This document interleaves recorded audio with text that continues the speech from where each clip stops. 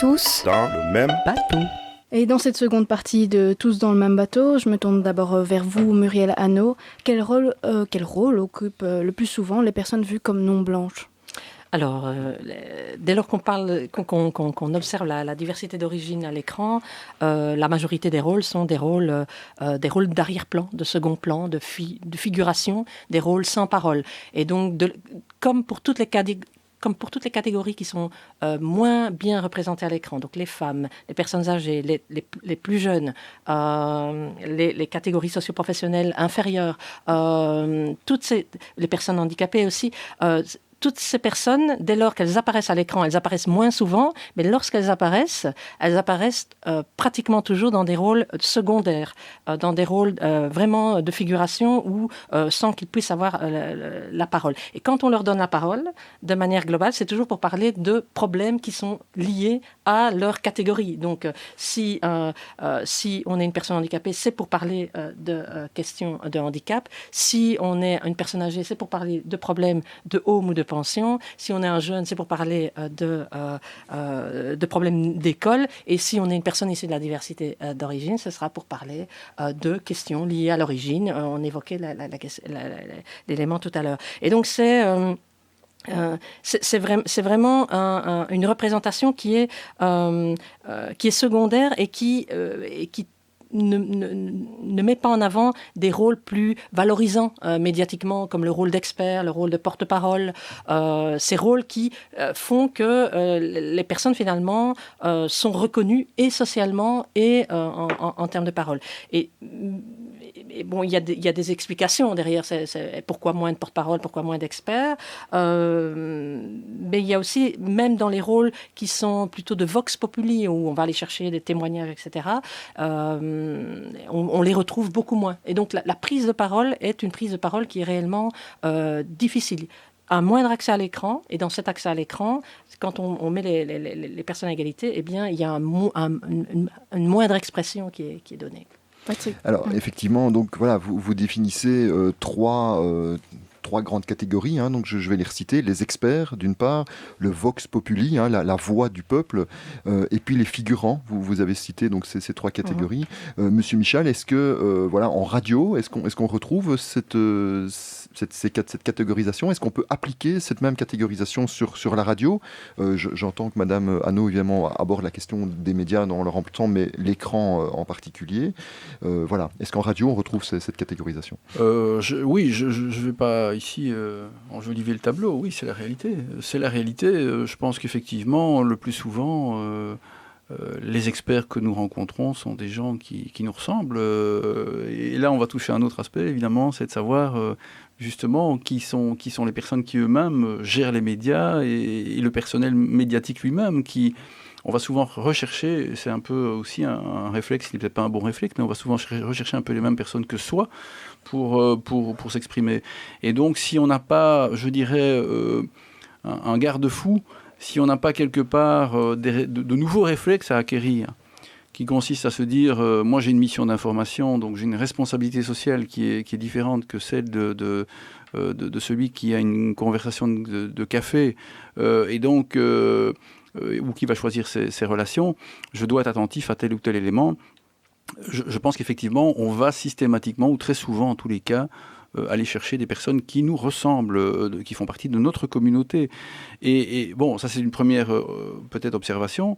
Et puis la seconde, c'est de se dire aussi qu'évidemment, ça c'est un peu le fou la poule, c'est qu'il y a un certain nombre de personnes qui n'ont peut-être pas accès non plus aux filières d'enseignement qui leur permettraient de faire des études supérieures et donc de pouvoir se profiler en qualité d'expert.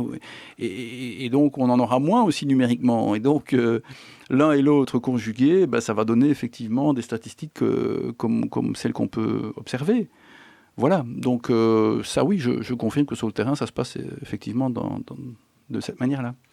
Mais vous dites aussi, que vous avez une série de garde-fous. Vous dites aussi, il y a une série de choses, en tout cas, au niveau de Vivacité, au niveau de la RTB, qui vous permettent de garantir cette dynamique, finalement, d'égalité, de diversité. C'est-à-dire qu'il y a... Bon, d'abord, j'ai la chance de travailler dans un service public.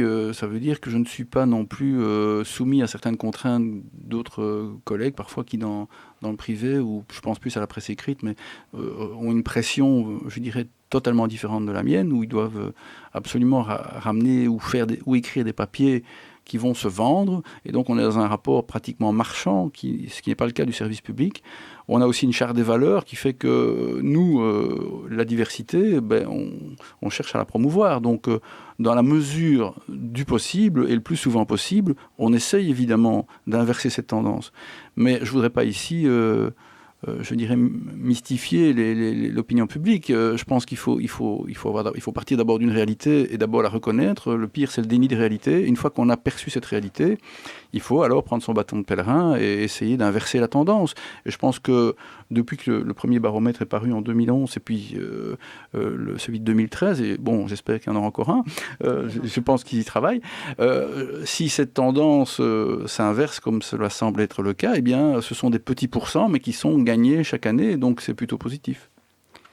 Alors, si on revient sur ce baromètre, on peut lire dans le baromètre à un endroit qu'il y a un constat qui est tiré, qui semble assez important, et je vais citer: « La représentation de la diversité et de l'égalité dans les médias audiovisuels est une représentation en tension entre le monde réel et le monde désiré. » Alors, le constat dit, les conclusions du baromètre dit, on le retrouve surtout dans le divertissement.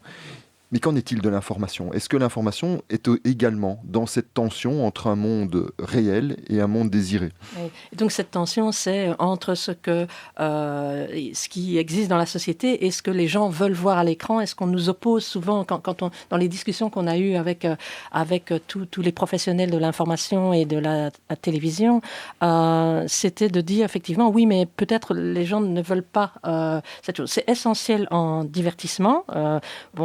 On peut l'entendre parce qu'effectivement, si on conçoit une émission à destination d'un public de femmes, ce qu'on va voir à l'écran, il y a plus de probabilité qu'on voit des femmes à l'écran que des hommes, et inversement. Maintenant, on pense que les logiques peuvent parfois se traverser, que pour intéresser d'autres publics, on peut aussi ouvrir ces éléments-là. Dans l'information, c'est moins le cas. Dans l'information, par essence, on est dans un rapport à la réalité qui est de renvoyer avec une mise en perspective ce qui se passe dans notre monde contemporain. Et donc cette tension, elle devrait être cette tension entre la réalité et le monde désiré, ce que l'on veut voir à l'écran, devrait être moins conflictuelle. Elle devrait être plus facile à résoudre. Mais le phénomène fait que toute une série d'éléments interviennent. On a évoqué le fait d'aller vers les gens qui ressemblent aux journalistes, c'est un élément, mais ce n'est pas le seul. Il y a parfois des mécaniques dans les pratiques ou des mécaniques dans les gestions éditoriales qui font que on doit aller vite, donc on ne va pas prendre le temps de chercher un nouvel expert, par exemple. On voit toujours les mêmes experts. C'est quelque chose que chacun peut expérimenter au quotidien. Mais prendre le temps de renouveler une liste d'experts, de se dire tiens, je vais toujours vers cette personne spécialiste de l'économie. Si j'allais regarder peut-être s'il n'y a pas des jeunes chercheurs, s'il n'y a pas des femmes qui travaillent dans le domaine, s'il n'y a pas des personnes, des chercheurs issus de la diversité. Est-ce que je ne peux pas renouveler mon carnet d'adresses? Ça prend du temps, et donc il faut parfois prendre le temps pour aussi renouveler l'approche. On peut aller vers les personnes qui nous ressemblent, mais est-ce qu'une gestion éditoriale, ce n'est pas non plus d'ouvrir une équipe à la diversité d'intérêts que l'on peut avoir dans des sujets? J'entendais tout à l'heure M. Michel qui disait, voilà, j'ai travaillé travaillé un dossier local sur la question des mosquées. Et voilà, on se rend compte qu'il y a une diversité de terrains qu'on ne connaissait pas parce qu'on a eu des zones d'intérêt qui jusque-là... Voilà, mais l'intérêt, c'est justement de continuer à travailler avec ces terrains-là pour enrichir. L'approche que l'on développe, c'est on peut enrichir aussi l'information simplement en élargissant les points de vue. Et donc ça, ce n'est pas une leçon qu'on donne. Je pense que c'est une leçon qu'on a tirée des rencontres entre les journalistes, avec les journalistes qui ont eux-mêmes tiré ce constat de l'analyse qu'ils faisaient des résultats. Puisque nous, on met juste les résultats à disposition, on les commente scientifiquement, et puis les discussions, ce sont les journalistes qui les ont enrichis, et on a toute une série d'hypothèses de travail qu'on renvoie après dans le guide des bonnes pratiques qu'on a publié à chaque fois dans la foulée des baromètres. Monsieur Michel, est-ce que vous voulez réagir Non, je trouve ça tout à fait passionnant. C'est vrai que c'est intéressant. Et je pense qu'effectivement, la clé, enfin une des clés, c'est probablement de lutter contre une certaine forme, osons les mots, une certaine forme de paresse intellectuelle ou une certaine forme des stéréotypes qu'on peut peut-être avoir, le fait qu'on puisse à un moment donné, vivre sur un carnet d'adresses et ne pas toujours chercher à l'élargir. Oui, ce sont effectivement peut-être puisqu'on parlait de pratiques un peu différentes ou de réfléchir à ces pratiques, ce sont des éléments qui me paraissent intéressants. Alors, pour pouvoir continuer à alimenter justement ce débat, vous disiez l'importance d'avoir des points de vue différents. Nous vous proposons d'écouter un extrait sonore. Alors, cet extrait sonore est tiré d'un documentaire audiovisuel qui s'appelle Pas de quartier, qui a été réalisé en 1980 par Marcel Winan, et ils ont tourné à Anderlecht, plus précisément dans le quartier de Kuregem. Et l'extrait qu'on va vous proposer, c'est le moment où l'équipe de tournage se retrouve en discussion avec un groupe de jeunes du quartier là-bas de Kuregem autour de cette question du média. On écoute. Tu le prends pour des mouches ou quoi, tu le filmes? Moi, on a vu, mieux ça, non? Tu peux expliquer pourquoi? C'est tout. Tu penses que si vous êtes vu, on va dire du mal de vous, que les gens pensent beaucoup de mal de vous? Plus. Qu'est-ce que tu penses qu'ils disent de vous? Comme dit tout le monde, qu'on est des étrangers, qu'on est des... Je sais pas, non? Du mal, quoi. Rien de bien, en tout cas. Et toi, tu penses quelque chose de... Il n'y a rien à penser. Enfin, avec ce qu'il y a, c'est tout. Moi, on est vu mieux que ça, tu vois. Moins qu'on est vu, vaut mieux que ça. Et pourquoi ça? Tu vois, comme ça. Les gens en parlent mal, monsieur. Regarde, les gens, nous, on fait rien. Tu vois ce que je veux dire? Ça, c'est attirer des problèmes, se faire photographier. Tu vois, on fait rien, on va nous prendre avec la caméra, tel, il fait quelque chose. Tu vois? Qu'est-ce qu'il faisait là, tout à l'heure? Les Arabes. Toujours les Arabes, c'est toujours de notre faute, on vit dans un ghetto. Non, on vit pas dans un ghetto, on vit bien, nous. Faut pas venir nous faire chier, c'est tout. Qu'est-ce que vous venez filmer des enfants qui sont en train de jouer derrière de la crasse? Il y a de la crasse derrière eux. Les gens qui regardent la TV, qu'est-ce qu'ils pensent?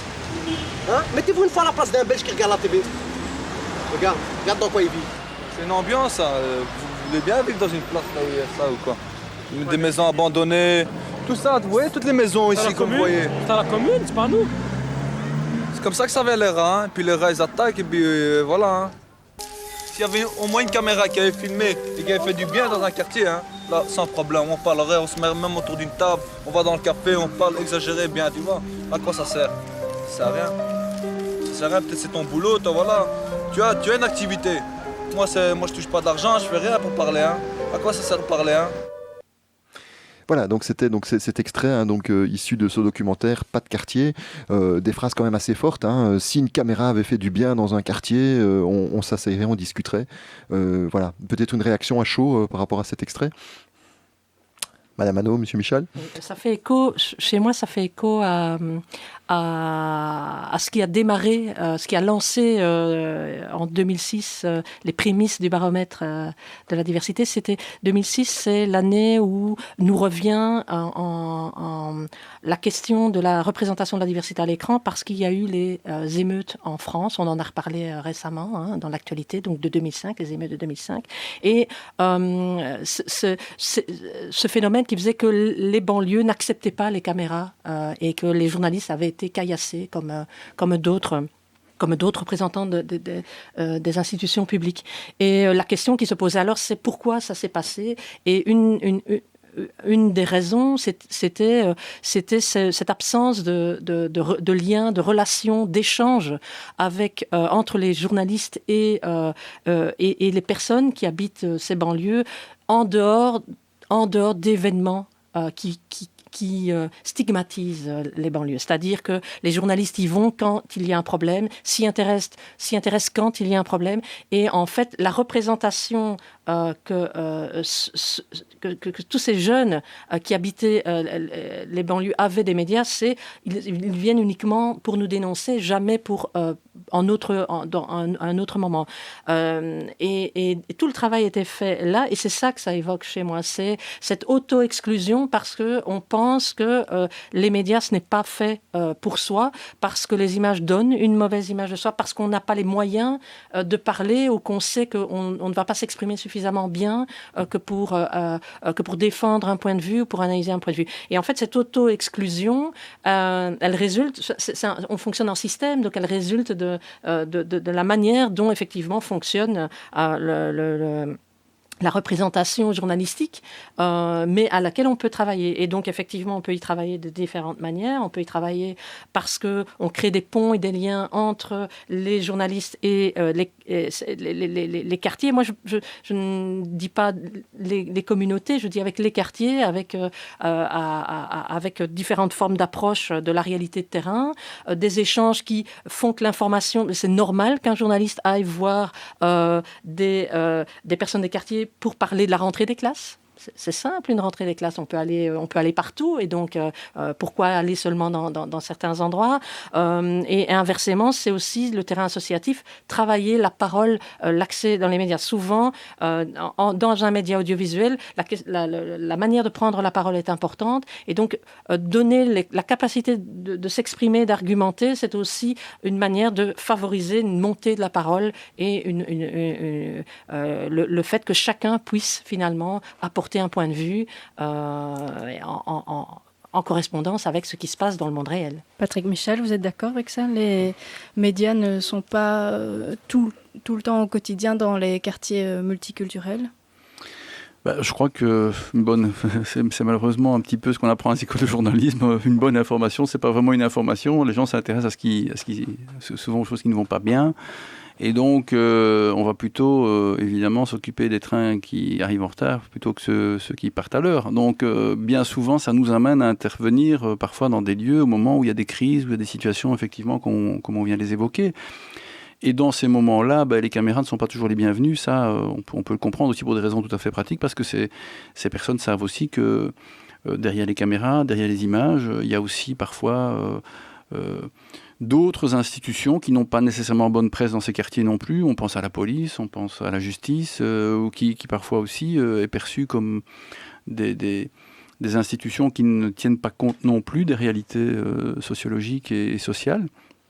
Et donc, les médias sont souvent associés, je dirais, à tout ce qui se passe autour d'eux. Hein. On ne vit pas en vase clos. On intervient dans un domaine, dans un contexte bien déterminé, et on ne travaille pas de la même manière dans un certain contexte que dans un autre. Ici, l'extrait, pour ça me fait quand même réfléchir, parce que l'extrait qu'on vient d'entendre, c'est une équipe qui visiblement intervient sans que les gens du quartier ne sachent vraiment pourquoi ils sont là, et donc ils n'ont pas nécessairement envie d'être filmés. Donc il y a d'une part un préjugé de leur côté qui est de se dire, s'il y a une caméra qui se pointe, c'est probablement pour parler en mal de nous.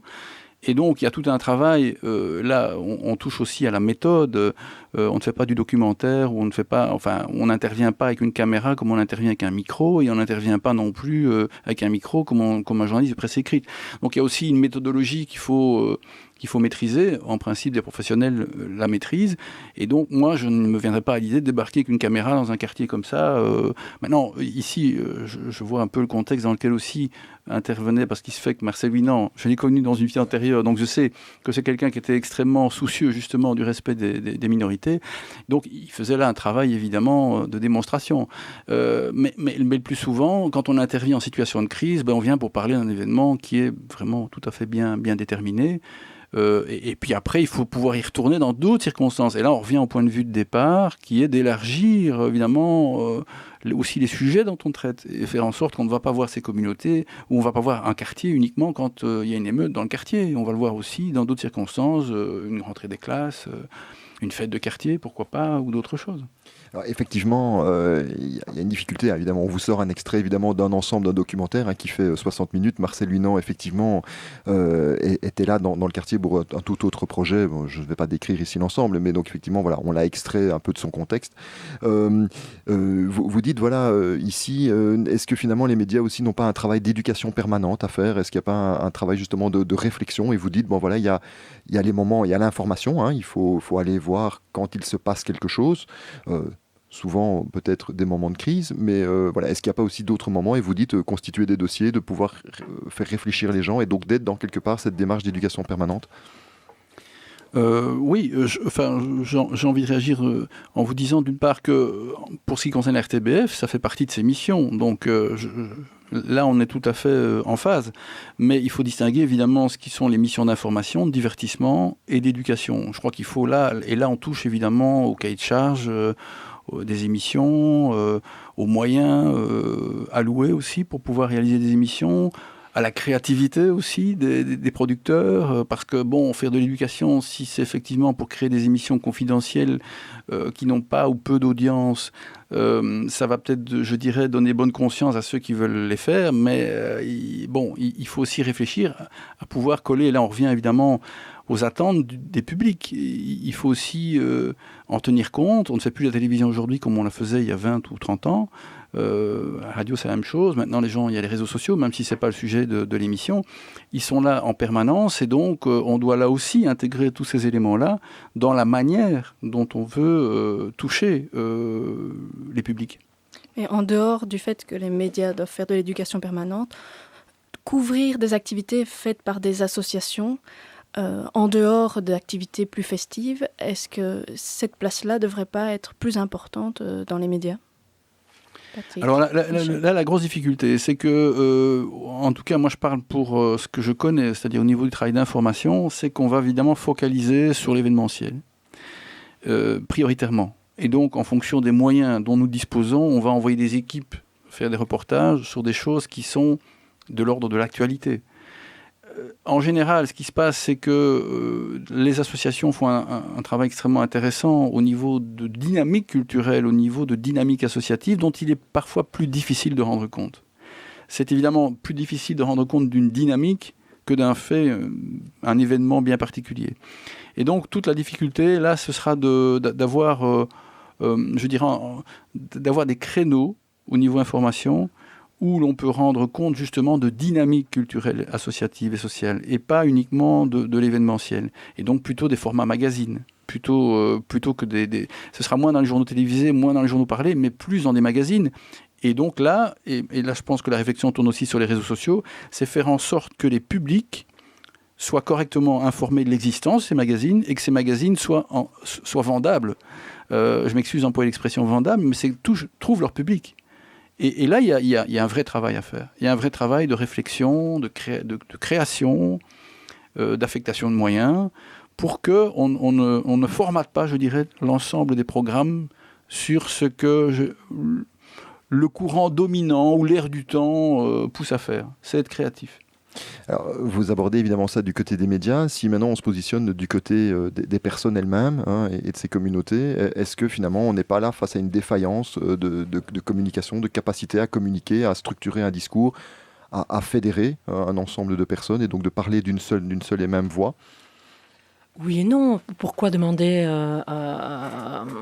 aux personnes de pouvoir s'exprimer d'une seule et même voix? Je pense qu'on est chaque citoyen, chaque habitant, a une possibilité de monter à l'écran. Il n'y a pas de règles capacitaires en théorie, il n'y a pas de règles capacitaires, et donc on ne ferait accéder certains groupes que parce qu'ils ont une représentation. Je ne pense pas. Il y a des éléments pour lesquels c'est prévu, la politique par exemple, mais en termes global, voilà, c'est pas nécessairement de ce point de vue-là qu'il faut le voir. Je pense que c'est pas tellement la capacité de se fédérer qui est un élément important, c'est la capacité de pouvoir, d'une part, je pense, retrouver de l'échange entre de l'associatif et les médias, pour d'une part que les médias comprennent comment fonctionne cet associatif, l'intérêt des personnes voir quelles sont leurs zones d'intérêt, quels sont les éléments qui les traversent, parce que ça peut servir ultérieurement. Et pour les personnes du monde associatif, c'est de comprendre comment le média fonctionne, quelles sont ses règles, ses impératifs d'agenda médiatique,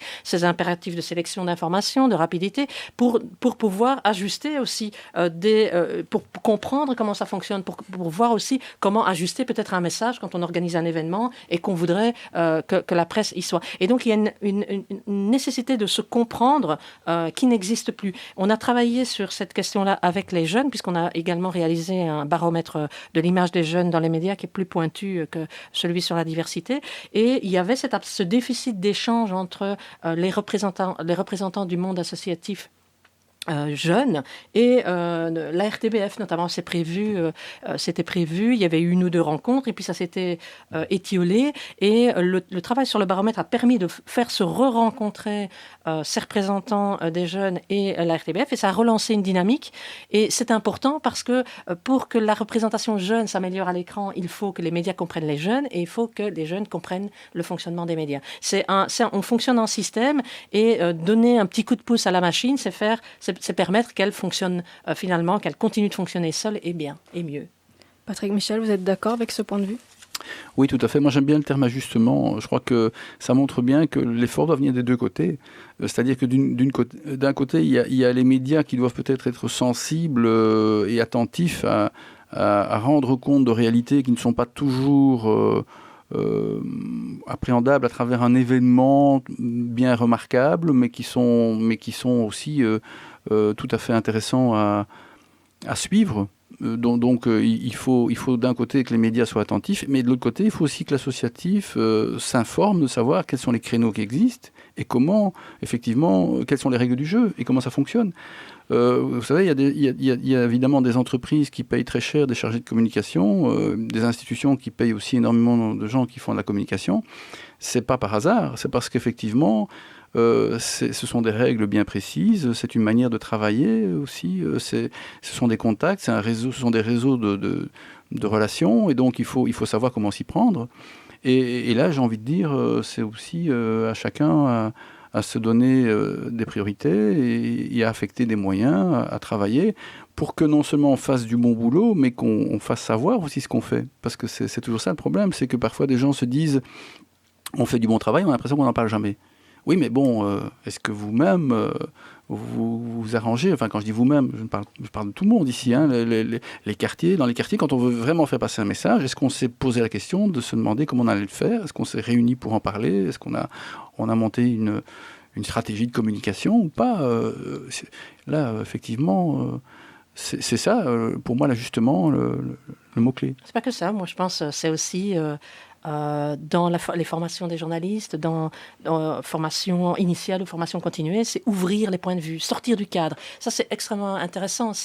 On a tous un passé, on a tous un background, et effectivement, on a grandi dans un certain milieu, on a grandi avec un certain nombre de personnes, et donc être journaliste finalement, c'est ça qu'on apprend. C'est regarder les choses et les mettre en perspective. Mais je pense, l'idéal, ce serait de pouvoir sortir du cadre, de dire, voilà, effectivement, je dois traiter cette information, et comment je pourrais la traiter sans nécessairement la faire comme d'habitude, mais regarder autrement le monde, finalement.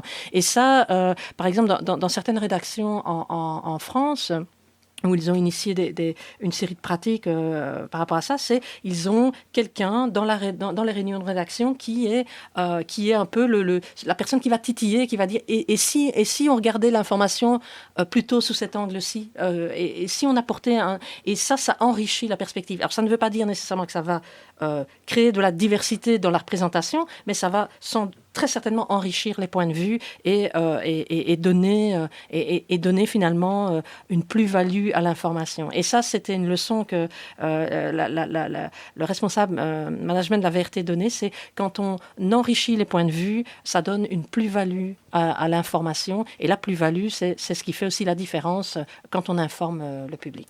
Alors, Grâce à vous, on va pouvoir faire la transition vers la troisième partie de l'émission, puisque vous abordez déjà effectivement une série d'éléments qu'on va aborder dans cette troisième partie. Mais avant de partir sur cette partie qui abordera justement l'organisation à l'interne des rédactions, je vous invite à écouter un morceau de jazz. C'est un poème mis en musique en 1939 et qui est une véritable réquisitoire artistique contre le racisme aux États-Unis à cette époque. Retrouvons Billie Holiday qui nous interprète Strange Fruit.